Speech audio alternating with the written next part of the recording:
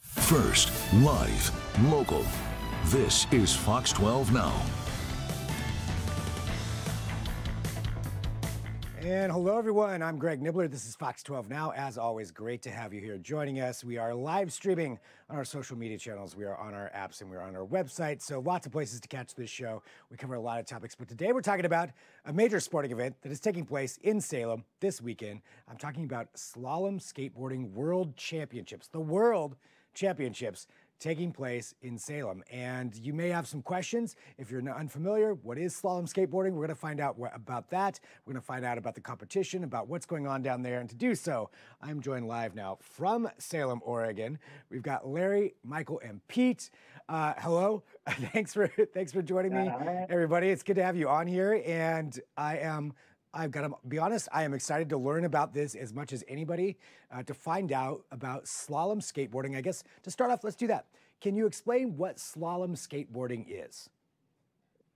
Slalom skateboarding is one of the original disciplines that we have already from 80s, let's 70s. It started in the US. Unfortunately or happily, I'm from Czech Republic, so we have been on the other continent, but I came here for World Championships to participate in Salem, Oregon. So the disciplines that we will ride, it will be giant slalom, then hybrid slalom, where you have not exact turns. We have tight and long turns as well, and tight slalom that will be on Sunday. So we have all time 3 disciplines that we are racing in.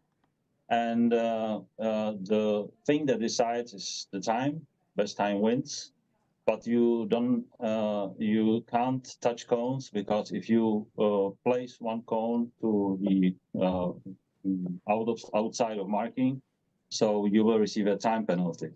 So after counting all the cones and penalties, you will receive your time.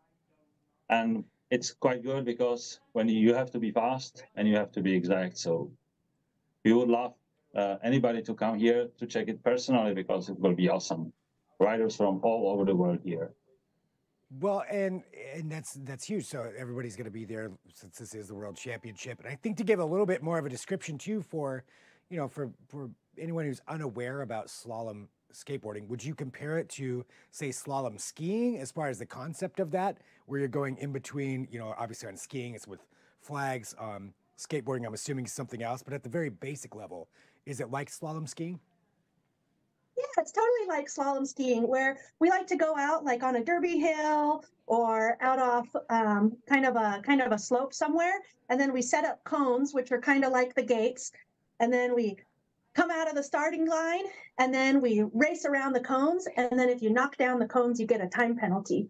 And so there's a few different disciplines of it. It's all about how you set the course up with those cones, whether it's like really tight, straight cones, or you could even have really wide cones on a really steep slope, which can be like the giant slalom or the super G. And it's really thrilling. It's whatever you want to make of it, however you want to set the course and how fast you go. But the rules are basically the same as slalom skiing, where it's all about getting down that course as fast as possible, generating speed around those turns as fast as possible.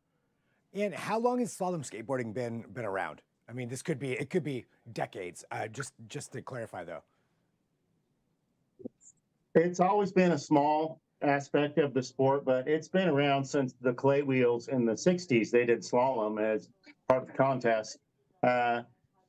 Mostly through the early 70s, when the urethane wheel came out. Racing, of course, was big in California, and then there has always been in the Colorado area, kind of, and Europe had a big racing scene that it survived for a long time, when in America we had ups and downs in the skateboarding, and the racing went away for like 10 years and it started coming back. And around 2000, a lot of racing started again with old guys like me. I'm in the Grandmaster, but their children are coming with them and racing at these races now.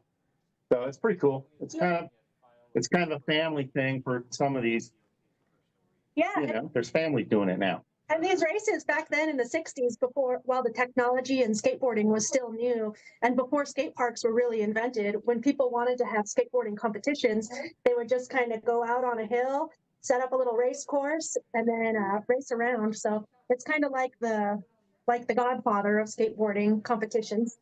That's awesome. And when did it start getting organized as far as like having a world championship and having these kinds of competitions? It was, let's say, reborn in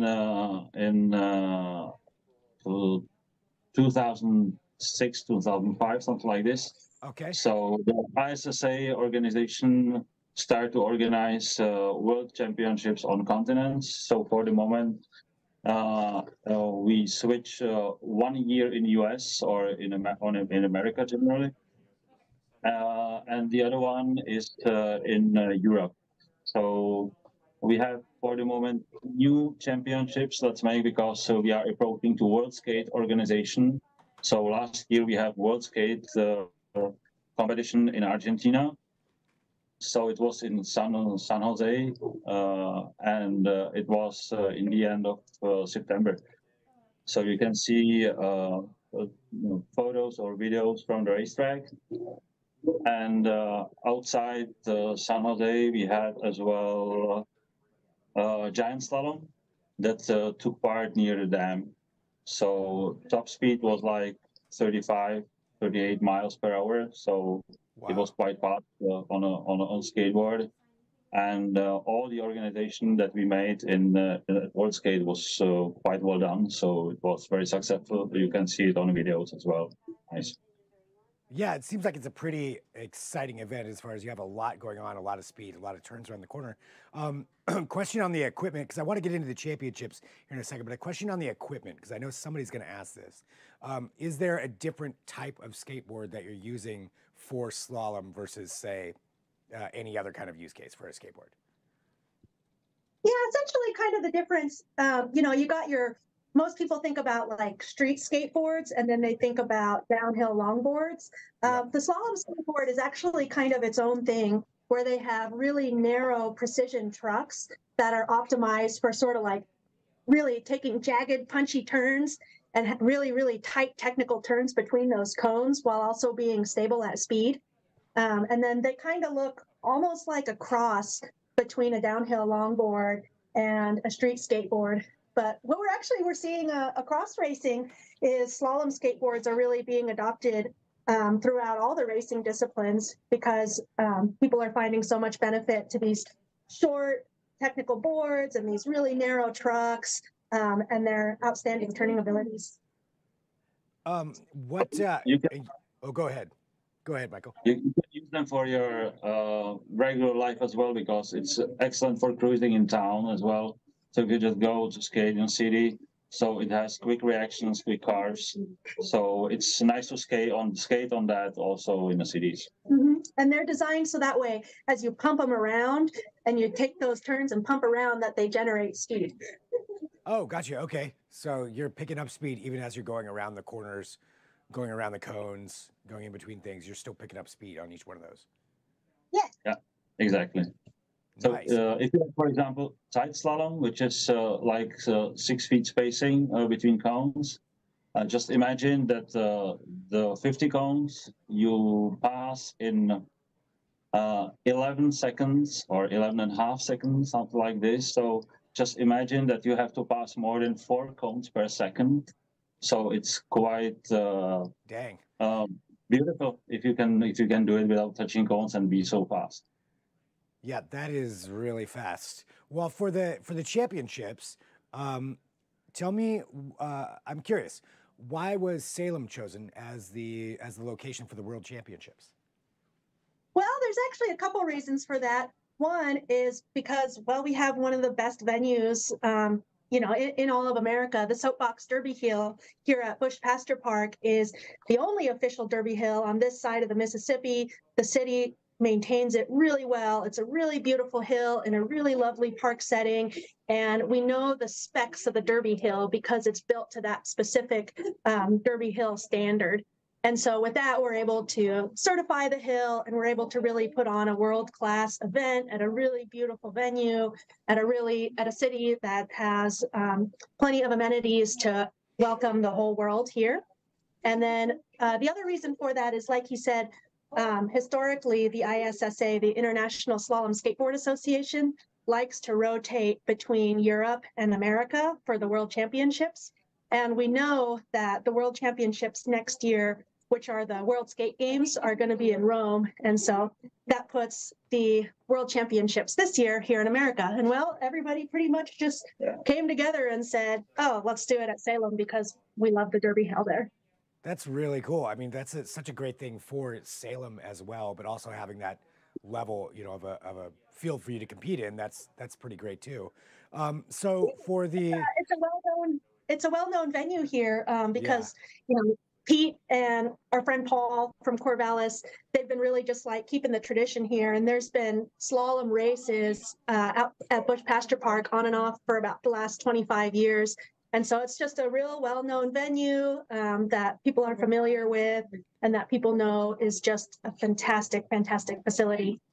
Well, what is it going to be like for the championships? Let's talk about that. So it's coming up this weekend.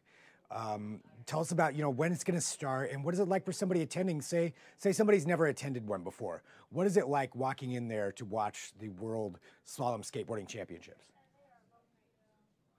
Well, it's going to be super chill because it's free entry, free to spectate. It's an open park, you know, it's free parking. And so you just kind of come in and you watch it as if you're watching like the soapbox derby races that have been going on here in Salem for the last 70 years. And so, you know, anyone that's been around Salem for a while probably grew up watching those soapbox derby races and has memories of just coming in and being a spectator. We're going to have a few different setups, and so like Friday, Saturday, Sunday we'll be running giant slalom, hybrid slalom, and tight slalom events. And then one of the most exciting things about our giant slalom event is we're setting up a super huge, like 8-foot start ramp. So you'll get to watch competitors like bomb into the mega ramp and coming into the Derby Hill and just hitting really, really fast speeds as they come through. But it's super chill and super casual, and you just kind of wander in and check it out, and you can get right up to the athletes while we're waiting to take our heats to say hello and just be a part of the action. Nice. Well, how many athletes are competing this year? Well, I think about 80 people from all over the world. Wow. So in categories like juniors, amateurs, pros, then women category, and we have masters and grandmasters as well. So, and Michael, which ones are you competing in? I'm a master because it's more than 45. I'm actually 54, so I'm almost grandmaster, but I'll try to be as fast as amateurs or pros. So we'll see. It depends. And Pete, you're in the grandmaster? I'm in the Grandmaster. I turned 61 this summer. I think there's 10 other racers in my division. Okay, so I got to ask both of you, you know, what is it that keeps you doing this, keep skateboarding? Because, you know, some people would say, you know, you could get hurt easier, obviously, you know, versus, you know, some young kid. But why do you keep doing it after all these years? What is it about it? Man, it's hard to not skateboard. You know, even if you're old and kind of broken up, but, you know, if you've done it for your whole life. And racing's a little bit easier than jumping off the deep end at a pool when you have, you know, at the skate park. It's still bad if you crash, but you're only crashing a little bit. A lot closer to the ground. Yeah. Still, it's an awesome competition, racing, and you just try to go faster than the other guy. Exactly. And especially Saturday and Sunday, we will have dual racing. So it will be head-to-heads. So hybrid and tight slaloms are organized. The two riders have each lane and they are racing in the same time. Who will be the first at the button? So that's really chilling, freezing, awesome. So just see it. Nice.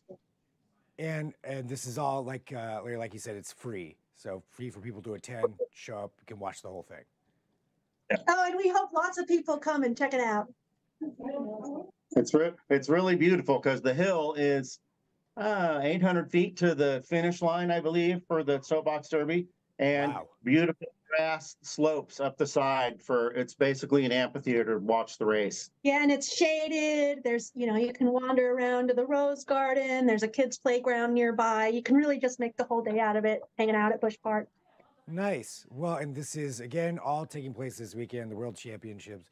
And anything else that you want to let people know about, just about it as we wrap up, just where they can find more info, learn more about slalom skateboarding, everything about it.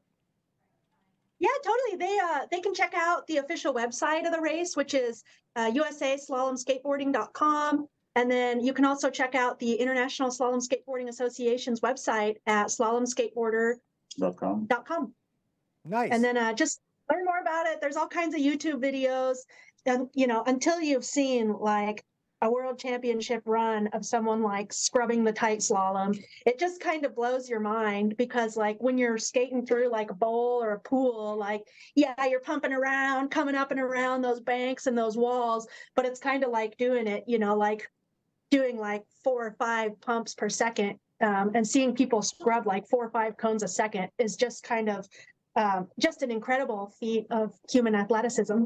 It's got to be. I mean, I can't imagine doing it. I would be wiping out in a second doing that. But that sounds amazing, and everybody can go out and watch it. And right here, in Salem, so close for everybody who's watching this to come down and check it out. And I want to say thank you very much for all 3 of you joining here too to talk about this. I think this is really cool. This is very interesting, and congrats, on getting this going. I know how much work it takes to put an event on, and having it coming up this weekend, I'm sure it's very exciting, and looking forward to hearing more about it. Awesome. Thank you so much, Greg, for your interest and for the interview. And we hope to see you out there too. Yeah, Thanks hopefully I can. Larry, Michael, Pete, thank you so much. And Thanks. Thank you. Thank you. Bye-bye. Bye. And thanks everybody too who joins in here for Fox 12 Now. Again, we are live streaming here coming up at 2 p.m. So whatever platform you're on, you can come back and join me at 2 p.m. We're going to be talking about a completely different topic. You may have heard there's 3 Target stores closing in Portland. We're going to discuss why that's happening. I've got Adrian Thomas from Fox 12 Investigates, who's going to be right here with me in the newsroom to talk all about that. We'll discuss what's going on there. So drop in your comments, come right back from whatever platform you're on. Just join us back here at 2 p.m. I'll talk to you then. I'm Greg Nibbler. This is Fox 12 Now.